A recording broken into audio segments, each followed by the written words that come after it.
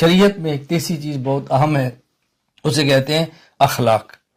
اخلاق کا معنی کیا ہے؟ اخلاق خلقن کی جمع ہے، اور خلقن کہتے ہیں دل کی ایک ایسی کیفیت کو جو انسان کو عمل پر انگیختہ کرے، عمل پر راغب کرے۔ اگر وہ صرف اچھی ہے کیفیت تو خلق حمید ہے، اچھے اخلاق ہے۔ اگر وہ صرف گندی ہے، گندے عمل پر ابھارتی ہے، تو یہ خلق سیئ ہیں اور یہ اخلاق رذیلہ ہیں، ان سے بچنا ضروری ہے۔ میں آج ایک خلق پہ ہلکی سی بات کرتا ہوں اور ہمیشہ اس کی ترغیب دیتا ہوں، وہ ہے حیا۔ مرد ہو یا عورت اپنے اندر حیا پیدا کریں، مرد ہو یا عورت اپنے اندر انسانی غیرت پیدا کریں، حیا پیدا کریں۔ اور بے حیائی یہ جب پیدا ہوتی ہے یہ آنکھ کی حفاظت نہ کرنے سے ہوتی ہے، اور اس وقت دنیا میں جتنا گناہ عام یہ آنکھ کا ہے شاید ہی دنیا میں کوئی اتنا گناہ عام ہو، جتنا یہ گناہ عام ہے شاید اتنا کوئی اور گناہ عام ہو۔ ہمارے حضرت شاہ کی مختار رحمہ اللہ فرمایا کرتے تھے اس وقت دنیا میں سب سے بڑا جو جرم اور گناہ ہے وہ آنکھ بدنگاہی کا ہے، نامحرم کو دیکھنے کا ہے۔ اس لیے اپنی آنکھ کی حفاظت کرنا از حد ضروری ہے، نامحرم عورت پر آنکھ نہ پڑے۔ رسول اللہ صلی اللہ علیہ وسلم کا ارشاد ہے النظر من سہام ابلیس مسموم، یہ شیطان کے زہریلے تیروں میں سے ایک تیر ہے، زہریلا تیر ہے، یہ انسان کے دل کو تباہ کر دیتی ہے، یہ انسان کو برباد کر دیتی ہے۔ اور اس گناہ سے بچنے کے لیے یعنی سب سے اہم بات ایسے موقع سے بچیں، ایسی جگہ سے بچیں جہاں پر یہ گناہ ہوتے ہیں۔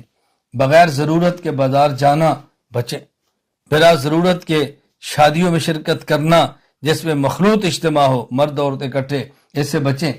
بلا ضرورت موبائل کے استعمال، اس سے بچیں۔ ان چیزوں کی وجہ سے انسان گناہوں کے اندر مبتلا ہوتا ہے۔ جتنے مرد اور جتنی خواتین کا مجھ سے اصلاحی تعلق ہے ان میں سے جس نے بھی بد نگاہی کی بیماری کی بات کی ہے اس کی سب سے پہلی وجہ موبائل ہوتی ہے۔